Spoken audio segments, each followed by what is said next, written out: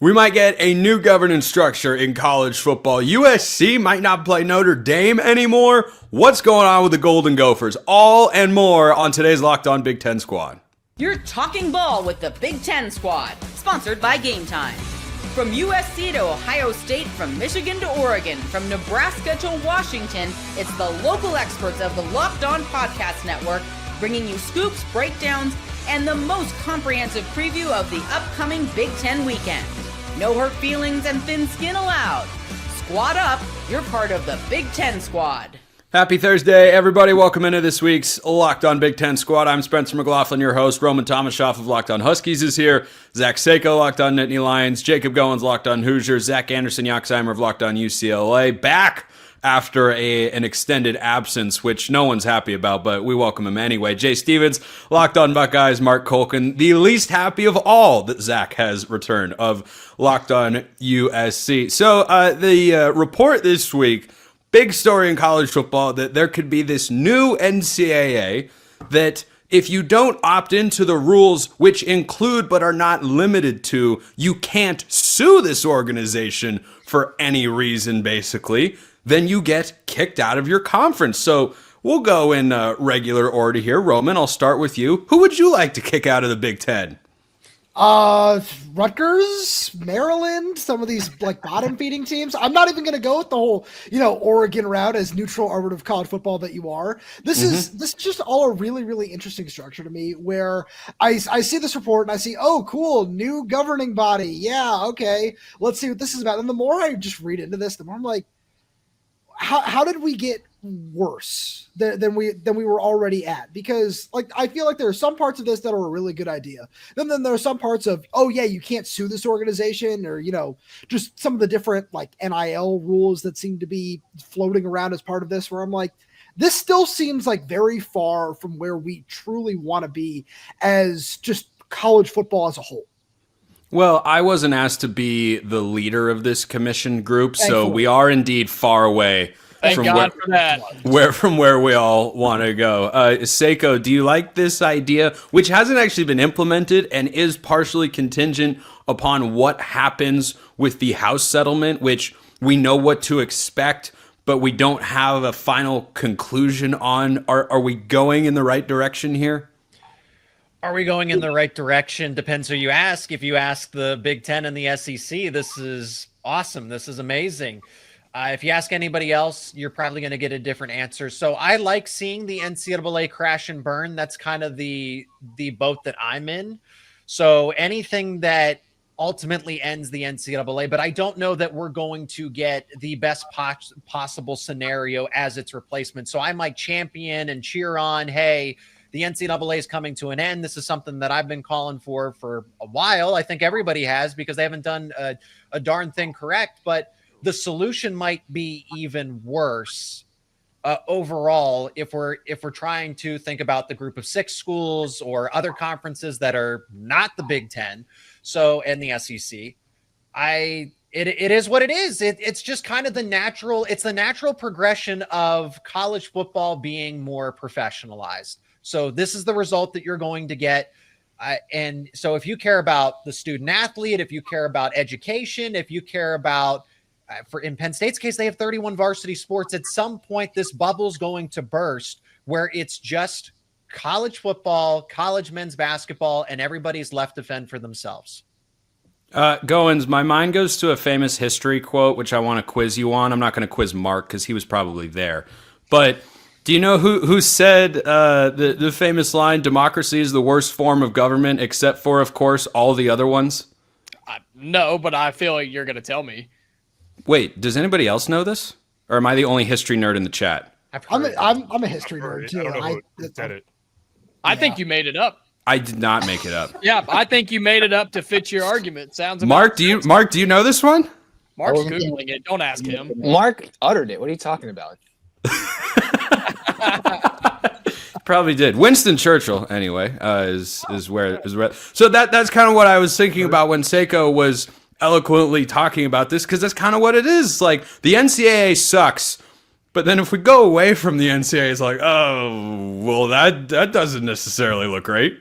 Well, I think the whole idea is to not do what we did with the transfer portal and with NIL, which is let's hold off for as long as physically possible and then give in because we can't hold on any longer and just let it go buck wild. That's, I think, what we're trying to avoid is that type of a situation again. And so I'm in favor of, if it takes a little bit longer to polish out some of the kinks and get everything completely finalized that benefits the most, then I'm okay with it. Not that I want us to all be under the NCAA umbrella any longer because it's terrible, but we saw how those things went, and they're still trying to rope those things back in and get control over them. And so I don't know what the answer is, believe it or not. I don't know all of that, but you got to find a way to make it. And it's not going to be equal. I mean, look at Indiana, for example. If this whole super conference thing comes to a line, I mean, Indiana's not going to be a part of that because they're not the biggest football brand out there. But there has to be some ways to make it as fair as possible, I guess. But I just want it to be structured at the end of the day. Yeah, by the way, optimistic look for you here, Jacob. Roman did not immediately eject your school from the conference. He went elsewhere first. Indiana. I would get rid of Purdue to answer that question. Oh, yeah. We got that out there. Gee, I wonder why. Zach, you may weigh in, good sir. I mean, it seems like you give someone an inch, they take a mile. Every idea just somehow gets worse and worse. We're trying to fix it, and somehow we get nowhere closer to that in this situation. I think the answer is simple. I don't have an answer, but I just think it should be simpler than what we're trying to do. Super conference, do this, do that. Why are we working so hard? Just get everybody out of it. And at some point when we just have 10 schools to root for, then that's not going to be fun. Yeah, and it's funny that Jay Stevens is next to you because the guy that connects your two schools in my brain is Chip Kelly, who's been banging a pretty reasonable drum, I think, for a long time, Jay, which is just take college football and make it separate from everything else. Put all the other sports, basketball included, back into the old conferences so you don't have Cal men's basketball going to play Florida State in a conference game and all this craziness, or USC going to Rutgers and all that sort of stuff. And then you organize football as its own sort of thing. I don't know that this necessarily moves us closer to that. It's just, it would be different, I guess. It'd be different, and I wish we did get closer to what you just described because it feels like that's the best thing for everybody. For basketball, do your own thing. For football, go somewhere else. I feel like that's what you need to do. I like going away and trying to get some type of structure. I do enjoy that part. I don't think this is it.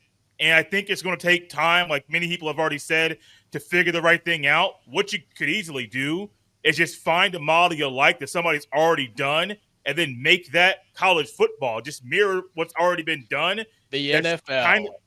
I mean, it's not a crazy idea. It's not crazy at all. You don't have to do salary caps and all that stuff. It's going to be very similar. It will still not be the NFL brand of football. Like, NFL is still going to be king. But if you model it like the NFL and keep the academics part of it because these kids are still going to school, I think it's the best thing for everyone. All right, Mark, the oldest and therefore wisest, we hope, among us. Give us some clarity on all of this craziness. So typically when the NCAA tries to do something, they trip over their third leg. This is just another opportunity for them to trip. All it's going to take is for, and again, I'm just pulling, let's just say every program in this room right now said, you know what? We don't want to be a part of that. Let's just start our own league. That ends it right there. And it's going to happen. I mean, Tennessee tried to Tennessee challenged the whole, we can pay players whenever we want to start paying players. Look what's happened because of that. It's just going to take one team, two teams, anybody with cachet to say, you know what, we don't want to be a part of that. Well, you would need a lot. You would need a lot of teams because you can't go out and form a league with 4 schools. I don't know. Let's say 2 teams from the big conference, 2 teams from the SEC, Notre Dame. If they all say, you know what, let's go. Let's go do our thing. But how many schools are we talking about here? You saw what happened to the Pac-12, Spencer, when USC took their ball and left. Yes. Right? Well, so, yeah, but if you were talking about making a completely separate like league and postseason structure, you got to have like at least 20 schools in there. You would have at least 20 schools. That would be difficult. That wouldn't be hard to get. You think But that would be challenging? With the way the media rights contracts are structured right now through the early 2030s, I don't think it would be super easy. No, I think after that, sure, anything could be on the table. Well, no one said it would be easy. That wasn't part of the calculus we were talking about here. Anything that they do going forward isn't going to be easy. So why do you think it would be tough to get 20 to 30 teams to say, you know what, screw the NCAA. We don't need to be a part of that. Let's go form our own league. We're kind of talking about it anyways. So let's just jump the shark. Let's go. Yeah. Once again, Mark has brought us back to the very important point we all need to recognize. USC ruined college football. That's the message we should all take away, is they were the first one through the wall, first guy through his bloodiest. That's USC, but they ruined the whole thing. And I actually am going to be in USC's camp, if you can believe it, when we come back. And Matt Rule said something oh, goodness gracious, please no. That's all coming up next. First, this episode brought to you by FanDuel. The NBA playoffs are in full swing, and every night delivers highlight-worthy performances, major momentum shifts, and can't-miss moments. Whether it's a game-winning shot or a breakout player, there's never been a better time to get in on the action. FanDuel makes it easy to stay in the game before tip-off and live. With player props, performance trends, and same-game parlays, fans have more ways than ever to play smart and win big. We're going to be talking about a FanDuel line later on this very program because we've been doing that one team per week over the last several weeks, and we'll continue doing it leading up to the season. Today's team, the Minnesota Golden Gophers. Why? Because P.J. Fleck is rowing the boat. And if you think he's rowing it to over 6.5 wins, you can go bet that over at FanDuel. If you think they're tanking and he might get fired, then you can go bet under 6.5. And you can get $200 in bonus bets if your first $5 bet hits. That's why if you're new to FanDuel, it's the perfect time to sign up. Head to FanDuel.com and place your first $5 bet. And if it wins, you'll get $200 in bonus bets. You don't have to be good at math to know that's a really good deal. Make every moment more with FanDuel, official sports betting partner of the NBA. All right, we're going to reverse our way back up here because, Mark, I have seen the suggestion that Notre Dame and USC might stop playing. And I have the same reaction I have to a lot of news stories in college football nowadays. Can we not have anything? What are we getting rid of next? Red River, the Iron Bowl? They're going to stop playing? Not that it's on the same level. Indiana, Purdue? Yeah. Is this just going to stop? Is Michigan, Ohio State going to be every other year? Cancel the battle for Los Angeles? Cancel the border war? Seiko, do you guys have any rivals? No, that's whole Penn State's shtick is that Penn State's unrivaled.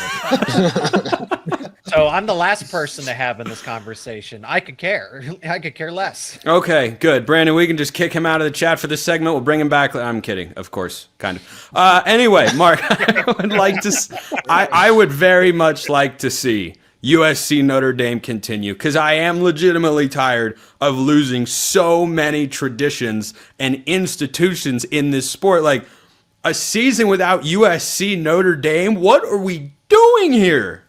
Yeah, it's kind of stupid, isn't it? I agree, Spencer. Look at that. USC, there is, I hate tribalism, and there is literally two camps at USC. Do you? Right now. Yeah, I really do. Okay. That's another rabbit hole. Anyways, there are fans at USC who say, you know what, it's not fair. Notre Dame needs to join a conference. I respond back with, why now? Why is it so important when the big conference and the SEC is going to get 4 automatic qualifiers? And if you lose out of conference, it's not going to affect your opportunity. So who cares? Well, it's not fair that USC has to play Michigan and Notre Dame on back-to-back weeks. I don't care. To your point, Spencer, there is so much being taken away from college football. You've got to keep certain things. USC, Notre Dame, USC versus UCLA, Alabama, Auburn, Texas A&M, Texas, Oklahoma. Those things do not need to be taken away to move forward with the game. This whole thing, well, you got to get to the playoffs. You got to get to the playoffs. You don't need to take Notre Dame off USC's schedule to make that happen. No, there was a time when USC and Notre Dame played the end of the year, whether it was in LA or in South Bend, Indiana. And the fact that I have to play public defender and carry Notre Dame's water a little bit right now really bothers me. It was USC who asked Notre Dame, hey, you know what? We don't really want to play in South Bend the end of November. It's kind of cold. It sucks. We said, you know what? We'll play 2 rivalry games at the end of the year in LA. Notre Dame was happy to do that. I think this is just another step of USC, and I hate to say it, maybe even Lincoln Riley looking for the easiest way to get to the playoffs. And it happened. You know, there was a speculation that he wanted to get out of the game against LSU last year. We know he wanted to get out of the Ole Miss series. That happened. And now USC's 2 out-of-conference games at home this year. You get Missouri State and Georgia Southern. USC fans are not going to pay to see 3 out-of-conference games like that if you remove Notre Dame from the schedule. They're willing to pay and sit in 100 degrees end of August, beginning of September, to watch 2 crappy games, knowing Notre Dame is down the line. There's not one of USC's 11 national championships that they've won that they did not beat Notre Dame in that same season. I just feel like if you are in the mindset of we need to not play a perennial playoff team, you're just not good enough yet. Like that's just not the way to go about it. Like Jay, if Ryan Day came out and said, I don't know, we should play the Michigan game every year. They keep beating us. Like Buckeye fans would say, no, you beat them. You play them. You just go out there and beat them. They will say that, and then also you just get out of town. You don't have a job anymore because that's what we do. You play Michigan. Unfortunately, they've also lost 4 in a row. But this whole thing about Notre Dame and USC not playing, I understand the scheduling aspect to try to make your schedule easier to get into the playoff. I'm with Mark. Don't lose the tradition. I mean, that's why I fell in love with college football when I did, because of the tradition of the sport. And also, I mean, granted, I'm not a big SEC guy when I was younger, but having the SEC game in the afternoon, it allowed me to get more of the tradition of the South and why the football was so rich down there. But also, like, every school has that. Every school has tradition. Every school has things that make them special. Like this rivalry. Taking it away from the sport, from these 2 schools, I think it's dumb. But unfortunately, I think more schools are going to be going down the same path to take away and to cancel their biggest rival because they think, hey, if we cancel this game, we're going to have a clear path to the playoff. I think it's very stupid.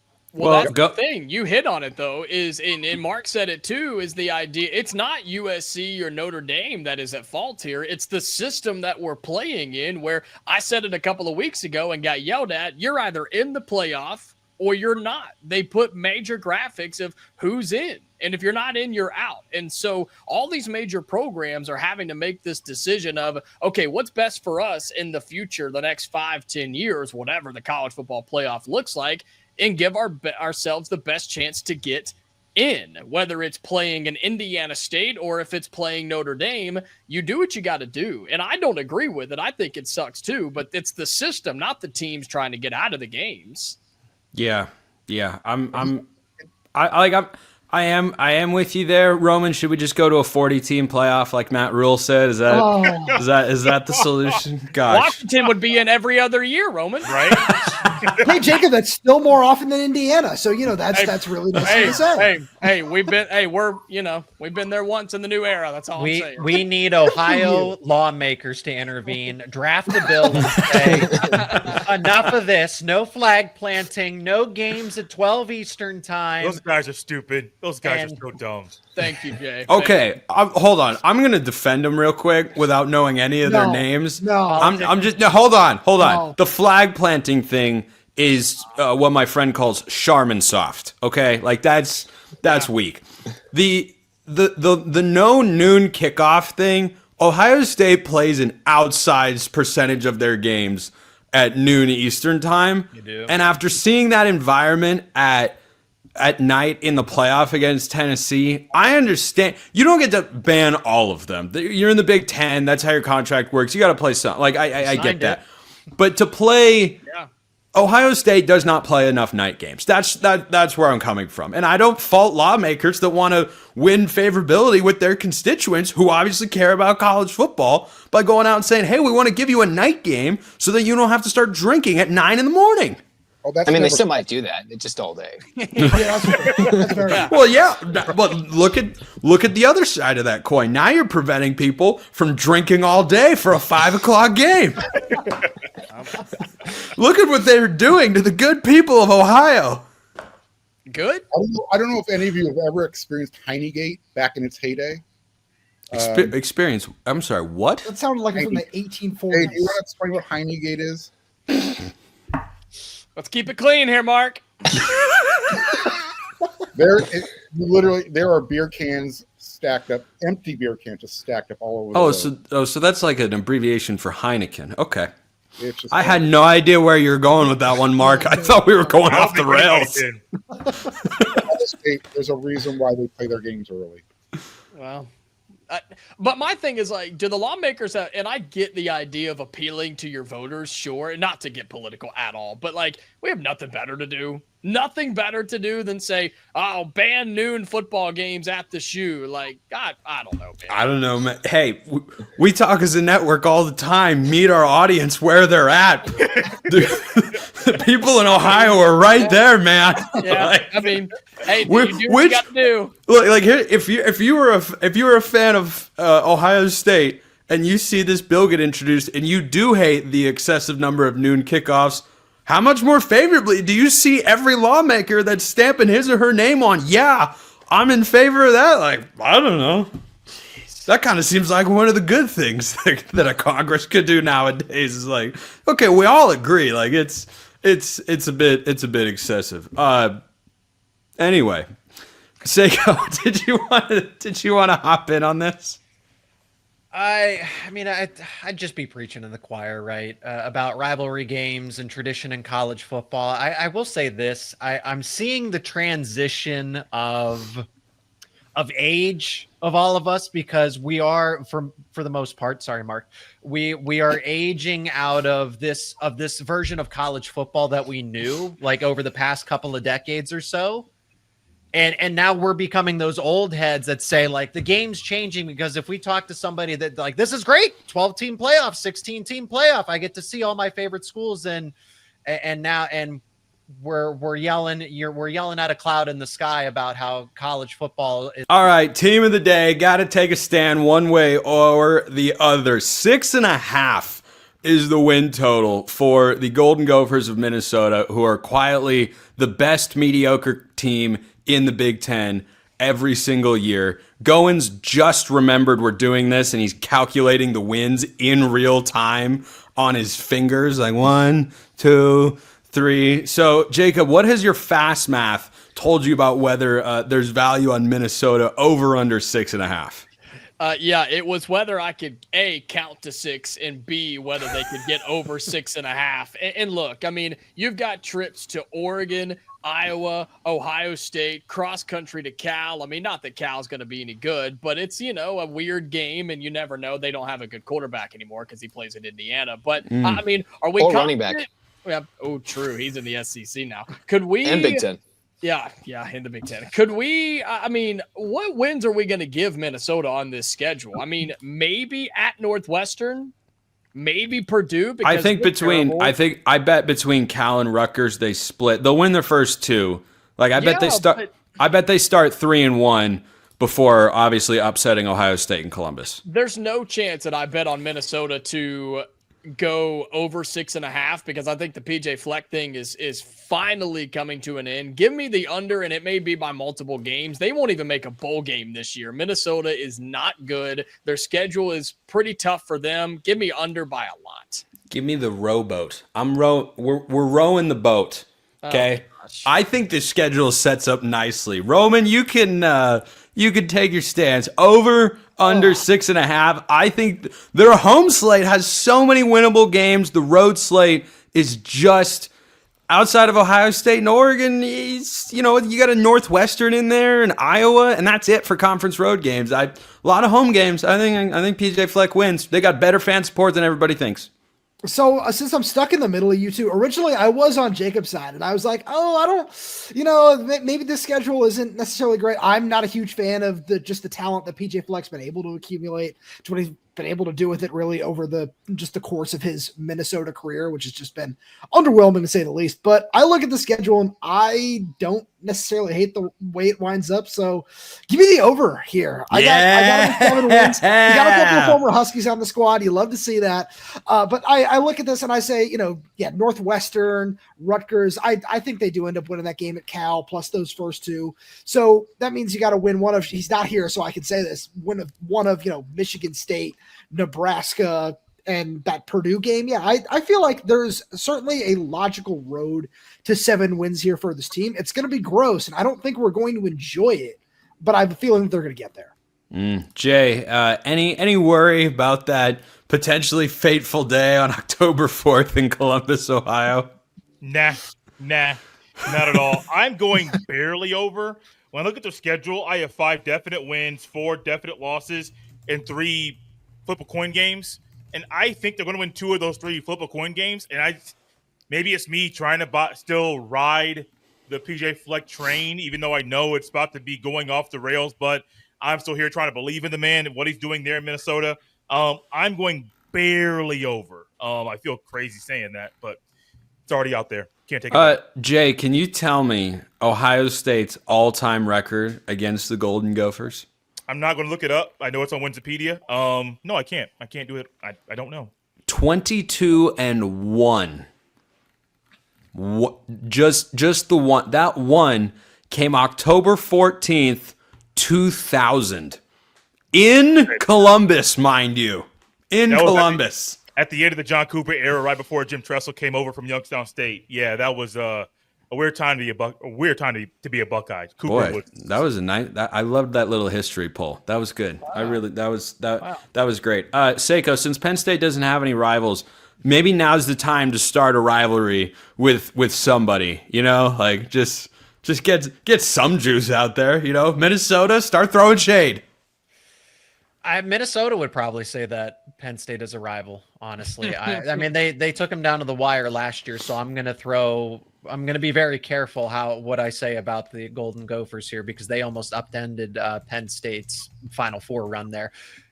There is a path. I agree. I think they are better than 8 of the teams that they're playing. They're going to start the season 4-0. It's that second half of the stretch where it's just an absolute it could turn into a bloodbath for them. I'm a big Darius Taylor fan. When people were talking about transfers and everything, I was like, wait, did I miss that they lost Darius Taylor? Because he is an SEC Big Ten. I mean, I know he's at Minnesota, but he could certainly have gone for an upgrade and started somewhere else and made maybe some more NIL money. But now that's the thing, though. He is the whole team. That's just it. So if he gets hurt, then this team is cooked in Minnesota. So I don't like their odds. I will take the under because with the way they utilize Darius Taylor, I can easily see him going down midway through the season, and then they have no answer after that. This is a run first and a run only team. So I will take the under, but not because it's just because they don't have the depth and everything proven after that. Yoxheimer, you guys lost to Minnesota last year, right? Yeah, I don't know where on the boring meter Minnesota is to Iowa, but what a safe assumption on my part. Anyway, go ahead. Yeah, they did. That's why I was like, am I going to come with the hot take that they're going to go under? No, they're going over. My highlight is on that November 22nd game when they play Northwestern on the road in Wrigley Field. That could be the game that gets them that 7th win. The old Wrigley Field battle. The old one-way football game still, right? Or is it now both ways? No, it's both ways now. It's both ways? Okay. Boo. Wait. The what? You can only go one way because it was too dangerous with how they set up the field at Wrigley Field way back when. But now I think they probably fixed it. That would be awesome. It's still pretty dangerous, but they go both ways now. Playing pickup football in my backyard growing up, we only went in one direction because on one side the yard sloped down, so that end zone wasn't very easy to throw into. Was it something like that?